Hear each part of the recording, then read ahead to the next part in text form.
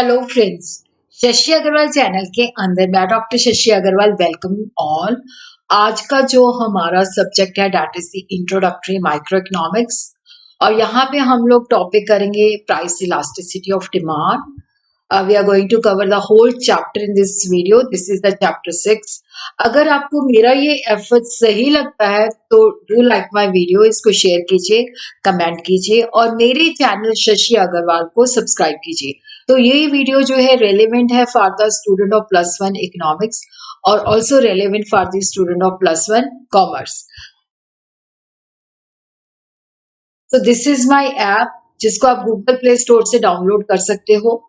एडुसम app ये commerce economics and management students को काफी सारा फ्री स्टडी मटेरियल और काफी सारे फ्री मॉक टेस्ट प्रोवाइड करती है। उसी तरह economics, business study and accounts का यहाँ पे स्ट्रक्चर कोर्स भी अवेलेबल है। तो यहाँ पे हम देखते हैं कि इलास्टिसिटी ऑफ डिमांड का मतलब क्या है। देखो, इलास्टिसिटी ऑफ डिमांड हमें ये बताती है कि किस तरह से quantity demanded of a commodity changes in response to change in any of its quantitative determinant, that is the price of that commodity, that is the income of that commodity, और we could say the price of related goods. तो यहाँ पे हम response देखते हैं कि quantity demanded का क्या है, अगर प्राइस में चेंज होता है, इनकम में चेंज होता है, या रिलेटेड गुड्स की प्राइस में चेंज होता है। देखो, जो लॉ ऑफ डिमांड है वो जस्ट हमें डायरेक्शन बताता है। वो एक क्वालिटेटिव कंसेप्ट है जो हमें बताता है कि प्राइस अगर फॉल कर जाती है तो डिमांड बढ़ जाती है, और अगर प्राइस राइज हो जाती है तो डिमांड जो है कॉन्ट्रैक्ट कर जाती है। तो लॉ ऑफ डिमांड एक क्वालिटेटिव है जो हमें सिर्फ डायरेक्शन बताता है, हमें ये नहीं बताता कि प्राइस के अंदर इतनी चेंजेस आई हैं तो डिमांड में कितने प्रतिशत चेंजेस हैं। तो इलास्टिसिटी ऑफ डिमांड जो है that is a quantitative concept जो हमें मैग्नीट्यूड बताता है। Law of demand states that there is a inverse relation between the price and the quantity demanded of a commodity.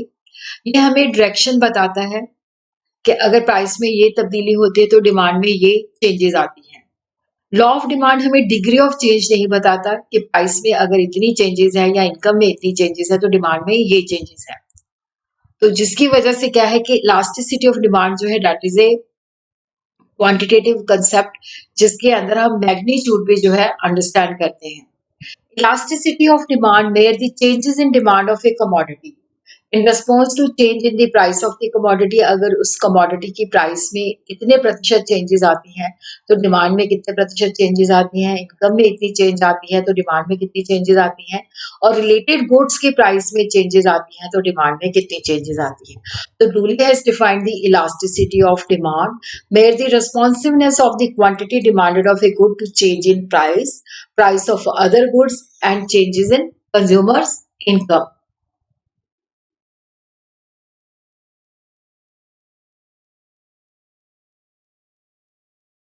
So there are three types of elasticity of demand.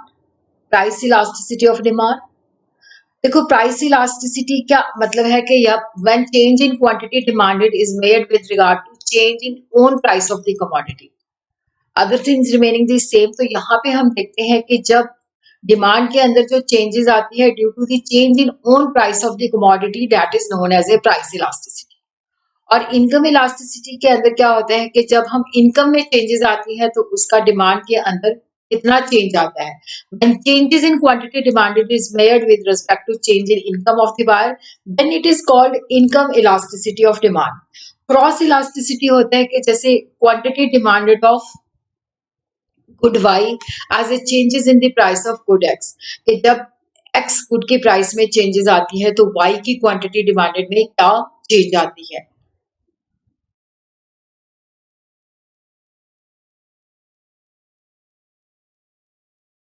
तो price elasticity of demand जो है that is the ratio of the percentage change in quantity demanded of a commodity to percentage change in price.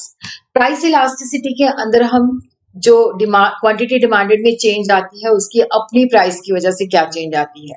तो price elasticity of demand जो है that is the degree of change in demand in response to change in own price of the commodity.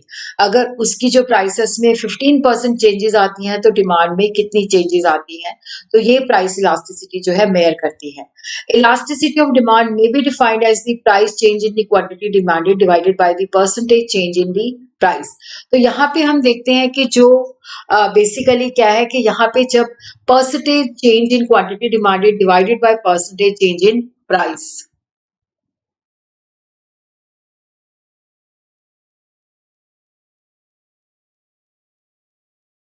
Price और quantity demanded के अंदर क्या है, inverse relation होता है। इसलिए जब हम प्राइस इलास्टिसिटी ऑफ डिमांड का फार्मूला लगाते हैं तो माइनस का साइन लगाते हैं, क्योंकि प्राइस और डिमांड के बीच में नेगेटिव रिलेशन है।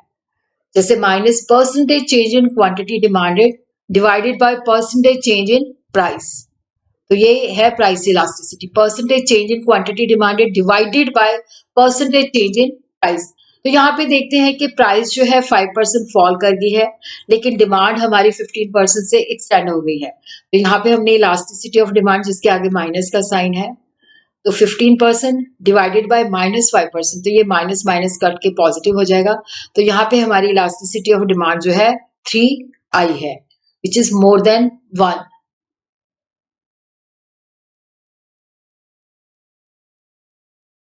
और जो प्राइस इलास्टिसिटी है, क्योंकि +1 के अंदर दो ही मेथड दिए हुए हैं, measurement of price elasticity, total expenditure method and percentage change method. तो ये +1 के सिलेबस में दोनों ही मेथड है, तो हम ये दो ही मेथड करेंगे।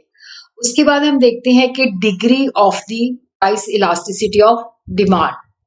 देखो, जो price elasticity of demand for all the goods और of one good at different prices ज्यादा भी हो सकती है, कम भी हो सकती है। तो जो डिग्री है, perfectly elastic, perfectly inelastic, unit elastic, more than unit elastic और लेस देन यूनिट इलास्टिक। क्योंकि जो हमने मेथड जिनके द्वारा हम प्राइस इलास्टिसिटी को समझते हैं तो उसके अंदर डिग्री का इस्तेमाल किया गया है, तो वो तभी समझ में आएगा जब हमें डिग्री के बारे में पता होगा। तो पहले हम देखते हैं परफेक्टली इलास्टिक डिमांड। देखो, यहाँ पे जो हमारा जो शेप है वो डिमांड कर्व का, वो पैरेलल टू एक्स एक्सिस है। तो गिवन प्राइस पे डिमांड कुछ भी हो सकती है, इतनी भी हो सकती है, इतनी भी हो सकती है, इतनी भी हो सकती है। अगर प्राइस के अंदर हल्की सी भी, जैसे मान लो प्राइस के अंदर हल्की सी राइज होती है, तो वहां पे हमारी जो डिमांड है वो 0 हो जाएगी। और प्राइस अगर हल्की सी भी फॉल करती है तो डिमांड इंफिनिटी तक चली जाएगी। एक perfectly elastic demand is one in which little change in price will cause infinite change in demand. A very little rise in price causes the demand for fall to 0, और very little fall in price cause the demand to reach an infinity. तो यहाँ पे जो elasticity of demand है, that is equal to infinity. तो यहाँ पे हम देखते हैं कि 1 divided by slope of the demand curve into P by Q, और जो हॉरिजॉन्टल डिमांड कर्व है तो उसकी जो स्लोप है वो हमारी 0 है, 1 divided by 0 into P by Q। तो इलास्टिसिटी यहाँ पे इन्फिनिट है in the case of perfectly inelastic, sorry perfectly elastic. और यहाँ पे जो शेप है वो है parallel to X axis, horizontal है। उसी तरह ही हम देखते हैं परफेक्टली इनइलास्टिक। अब देखो, इलास्टिक था कि गिवन प्राइस पे हमारी डिमांड कुछ भी हो सकती है। इनइलास्टिक है जिसके अंदर कोई चेंज नहीं है। देखो, यहाँ पे क्या है कि हम क्वांटिटी लेते हैं, यहाँ पे प्राइस लेते हैं। अगर हमारी प्राइस 2 है, 4 है, 6 है, चाहे प्राइस बढ़ जाए चाहे कम हो जाए, डिमांड उतनी ही रहेगी। A perfectly inelastic is one in which a change in price produces no change in the quantity demanded. तो यहाँ पे इलास्टिसिटी ऑफ डिमांड जो है डेट इज 0, और यहाँ पे जो शेप है हमारे डिमांड कर्व की, that is parallel to Y axis, vertical shape है। तो यहाँ पे जो है 1 divided by slope of the demand curve into P by Q, और slope of the demand curve जो वर्टिकल है वहां पे 1 divided by infinity into price P by Q, तो ये 0 के बराबर है। अब हम देखते हैं यूनिटरी इलास्टिक। तो यहाँ पे यूनिटरी इलास्टिक का मतलब है कि जितनी प्राइस में, अब देखो यहाँ से इतनी प्राइस जो है हमारी फॉल की है, तो डिमांड के अंदर भी क्या है, जैसे मान लो 5% प्राइस फॉल करती है तो 5% ही हमारी डिमांड राइज करती है। तो ये यूनिटरी इलास्टिक डिमांड है, और इसके अंदर जो शेप होती है दैट इज रेक्टेंगुलर हाइपरबोला, और यहाँ पे जो इलास्टिसिटी ऑफ डिमांड होती है दैट इज इक्वल टू 1। ये रेक्टेंगुलर हाइपरबोला की शेप है जो हमें लगता है कि it is going to touch X axis, but it never touches X axis. Unitary elastic demand is one which a percentage change in price produce equal percentage change in demand. अगर 5% fall करती है तो demand भी 5% से extend करती है. अब हम देखते हैं ग्रेटर देन वन या इलास्टिक डिमांड, मोर इलास्टिक. तो यहाँ पे होता है कि प्राइस में जितनी चेंजेस हैं डिमांड में उससे ज्यादा चेंजेस हैं. अगर प्राइस में 5% चेंजेस है तो डिमांड में 20% चेंजेस है, तो हम यहाँ पे कह देते हैं मोर देन वन. तो इस तरह से इसका डिमांड कर्व जो है इस तरह से इसकी शेप आती है. और यहाँ पे जो इलास्टिसिटी ऑफ डिमांड होती है that is greater than one. Greater than unitary elastic demand is one in which A given percentage change in price produces relatively more percentage change in demand. If 5% fall in price causes 20% extension in demand, तो यहाँ पे 20% divided by -5%, so that comes around 4%. Sorry, that comes 4. यहाँ पे elasticity of demand जो है that is more than 1. यहाँ पे आपने इसके आगे भी जो है माइनस लगा देना है, ये माइनस माइनस कट के जो है पॉजिटिव हो जाएगा. फिर उसके बाद है हमारी लेस देन वन. देखो यहाँ पे लेस देन वन जो है कि प्राइस के अंदर तब्दीली ज्यादा है, चेंज ज्यादा है, लेकिन डिमांड के अंदर कम है. जैसे मान लो इसके अंदर जो है 15% चेंजेस आती है, प्राइस जो है 15% से फॉल करती है, पर डिमांड हमारी सिर्फ 5% से ही एक्सटेंड करती है. तो यहाँ पे हमारी जो इलास्टिसिटी ऑफ डिमांड है that is less than one, और इसकी शेप इस तरह से होती है.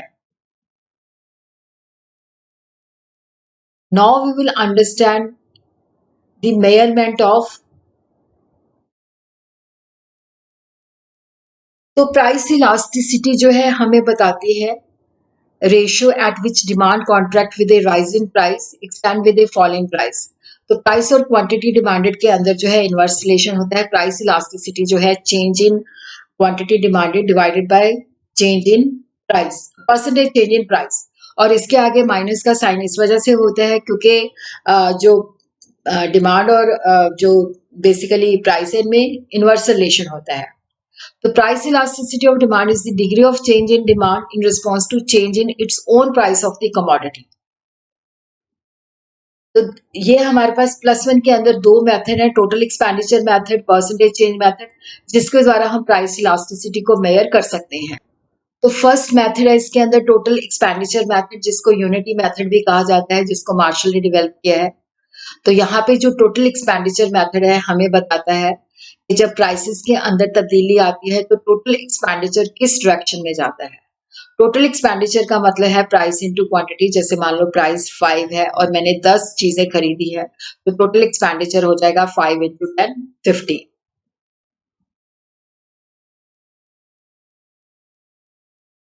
तो टोटल एक्सपेंडिचर के अंदर जो है 3 तरह की डिग्रीज हम कैलकुलेट करते हैं. Greater than one. देखो अगर total expenditure increase with fall in price, अगर प्राइस कम होती है टोटल एक्सपेंडिचर बढ़ जाता है, और जब प्राइस में राइज होता है तो टोटल एक्सपेंडिचर डिक्रीज हो जाता है. तो यहाँ पे इलास्टिसिटी ऑफ डिमांड जो है that is more than one. Equal to unity होती है कि चाहे प्राइस इंक्रीज हो चाहे फॉल करे, टोटल एक्सपेंडिचर दोनों सिचुएशन के अंदर सेम रहता है. तो वहां पे हमारी जो इलास्टिसिटी ऑफ डिमांड है, प्राइस इलास्टिसिटी है that is equal to one. Less than unity होती है कि जब हमारा प्राइस जिस डायरेक्शन में जाती है टोटल एक्सपेंडिचर भी उसी डायरेक्शन में जाता है. अगर प्राइस फॉल होती है तो टोटल एक्सपेंडिचर भी फॉल हो जाता है, और अगर प्राइस राइज होती है तो टोटल एक्सपेंडिचर भी हमारा राइज हो जाता है. तो ये लेस देन वन है. तो इस तरह से हम इसको टेबुलर फॉर्म में दिखा सकते हैं. तो यहाँ पे हम देखते हैं कि देखो अगर हमारी प्राइस राइज करती है तो टोटल एक्सपेंडिचर फॉल कर जाता है, और अगर प्राइस फॉल करता है तो ये ऊपर चला जाता है. तो ये ग्रेटर देन वन है. अगर कोई सिचुएशन चेंज नहीं होती तो ये यूनिटी है. और उसी तरह अगर सेम डायरेक्शन में जाता है, प्राइस राइज होती है तो ये भी अप, फॉल होते हैं तो ये भी डाउन, तो ये लेस देन वन होता है.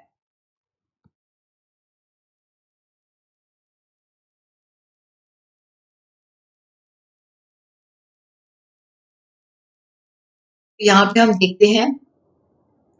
अब देखो यहाँ पे क्या है, प्राइस 2 है, फॉल होके 1 होगी, तो डिमांड जो है पहले 4 थी, अब 8 होगी। तो यहाँ पे प्राइस फॉल होने पे हमारा जो चाहे राइज होती है, अगर इधर से देखें 1 से 2 हो गई या 2 से 1 होगी, तो हर सिचुएशन के अंदर जो हमारा टोटल एक्सपेंडिचर है वो सेम है। तो यहाँ पे इलास्टिसिटी ऑफ डिमांड जो है दैट इज इक्वल टू 1।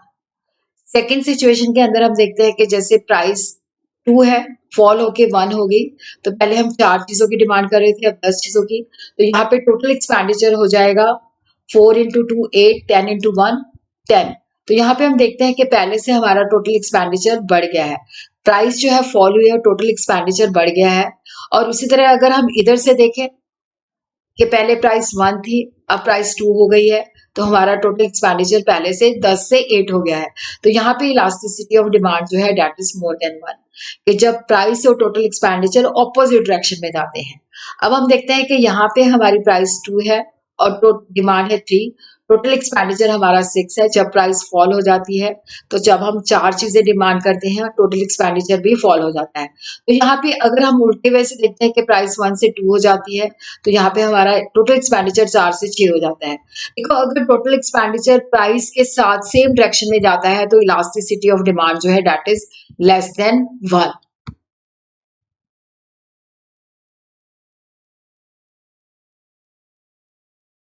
तो इसको हम इस तरह से ड्रॉ कर सकते हैं। देखो, ये इस तरह से, ऐसे करके, ऐसे करके, ऐसे करके। तो यहाँ पे देखते हैं कि जब हमारी प्राइस जो होती है एम होती है, तो हमारा जो टोटल एक्सपेंडिचर है एमसी है। जब प्राइस बढ़ के एन हो जाती है, तो वहां पे हमारा टोटल एक्सपेंडिचर जो है एनपी है। तो यहाँ पे हम देखते हैं कि हमारा टोटल एक्सपेंडिचर सेम है, चाहे प्राइस एम है चाहे एन है। तो यहाँ पे हमारी जो इलास्टिसिटी ऑफ डिमांड जो है ये इक्वल टू 1 है। उसी तरह जब हम देखते हैं कि प्राइस राइज हो जाती है, आर हो जाती है, तो हमारा टोटल एक्सपेंडिचर पहले से कम हो जाता है। तो यहाँ पे जो इलास्टिसिटी ऑफ डिमांड जो है दैट इज मोर देन 1।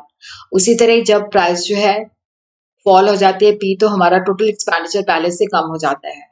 तो इट मीन्स कि ये है लेस देन 1। तो इसकी एक्सप्लेनेशन भी मैंने यहाँ पे लिखी हुई है। तो यहाँ पे BC part of total expenditure curve represents unitary elastic demand. ये वाला BC हिस्सा है। तो यहाँ पे क्या होता है कि जब प्राइस OM है तो टोटल एक्सपेंडिचर इज MC, जब राइज है तो ON है, टोटल एक्सपेंडिचर सेम है। उसी तरह यहाँ पे हम देखते हैं कि जो TB वाला हिस्सा है, तो यहाँ पे अगर प्राइस हमारी राइज करती है तो टोटल एक्सपेंडिचर फॉल कर जाता है। और उसी तरह जो EC पार्ट है, वहां पे हमारी जो है प्राइस फॉल करती है, तो हमारा टोटल एक्सपेंडिचर भी फॉल कर जाता है, तो वहां पे वो लेस देन 1 है। Now we will understand percentage change method. Percentage change method जो है that is the ratio between the percentage change in quantity demanded of a commodity divided by percentage change in the price of commodity X. तो इसको हम इस तरह से लिख सकते हैं, इसके आगे माइनस का साइन लगाते हैं क्योंकि डिमांड और प्राइस के बीच में जो रिलेशन है वो इनवर्स होता है। Percentage change in quantity demanded divided by percentage change in price, और उसको हम इस तरह से भी एक्सप्रेस कर सकते हैं, Q1 जो है that is the new quantity, Q जो है that is the original, Q1 minus Q divided bye Q। यहाँ पे हमने परसेंटेज निकाली, P1 minus P divided by P।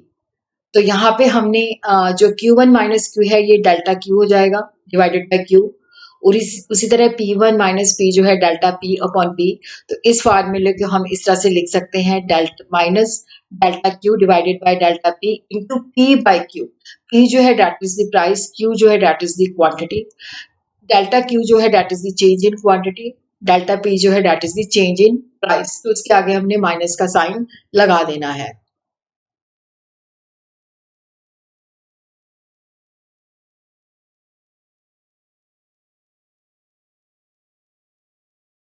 देखो, ये जो मेथड है हम तब यूज करते हैं कि जब changes in price and consequent in changes in demand are very small.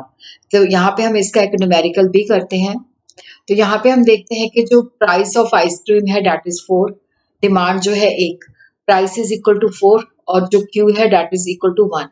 और जब प्राइस जो है फॉल करती है 2, तो यहाँ पे हम देखते हैं कि जो बेसिकली P1 जो है डेट इज 2 और जो डिमांड न्यू है वो है 4। तो यहाँ पे हम डेल्टा पी कैलकुलेट कर लेते हैं, P1 माइनस पी, तो ये आ जाता है -2। इसी तरह डेल्टा क्यू कर लेते हैं, 4 माइनस 1, 3 आ जाता है।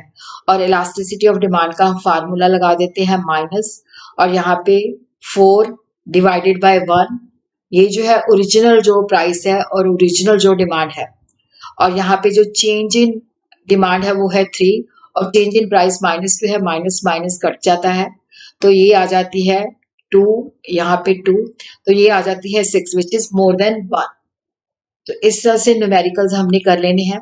फिर उसके बाद हमारे आ जाते हैं डिटर्मिनेंट्स, फैक्टर्स जो हैं जो प्राइस इलास्टिसिटी ऑफ डिमांड को इन्फ्लुएंस करते हैं। डिटर्मिनेंट्स हैं या फैक्टर्स हैं प्राइस इलास्टिसिटी के। फर्स्ट जो है that is the nature of the commodity.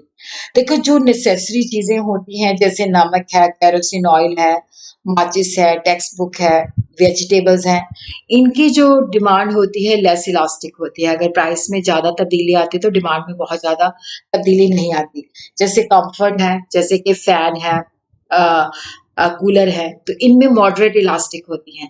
Luxury चीजें होती हैं जैसे मान लो हमारे पास क्या है, एयर कंडीशनर है, कॉस्टली फर्नीचर है, तो उस सिचुएशन के अंदर क्या होता है कि वहां पे मोर इलास्टिक होता है। अगर प्राइस में तब्दीली आती है तो ज्यादा चेंजेस आती हैं।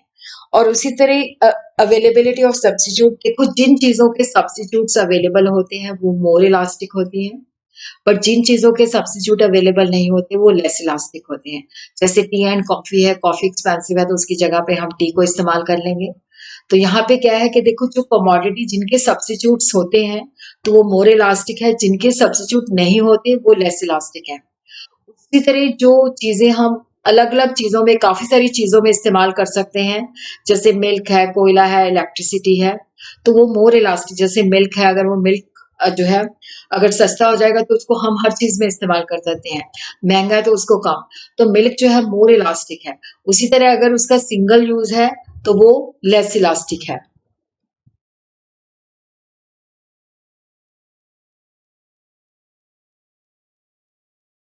और उसी तरह पोस्टपोनमेंट ऑफ द यूज, देखो कुछ चीजें ऐसी होती हैं जिनकी कंजम्पशन को हम पोस्टपोन कर सकते हैं। अगर जिसकी कंजम्पशन को हम पोस्टपोन कर सकते हैं वो मोर इलास्टिक है, जिसकी कंजम्पशन को, जिसकी डिमांड को हम पोस्टपोन नहीं कर सकते वो लेस इलास्टिक है। उसी तरह ही देखो जो चीजें ज्यादा महंगी होती हैं जैसे range of the prices, very high prices, very low prices जो होती हैं इन इलास्टिक होती हैं। और अगर जो मिडल रेंज होती है वहां पे मोर इलास्टिक होती है। इसी तरह ये भी बहुत मैटर करता है कि हम अपनी इनकम का कितना पोर्शन जो होता है कमोडिटी पे स्पेंड करते हैं।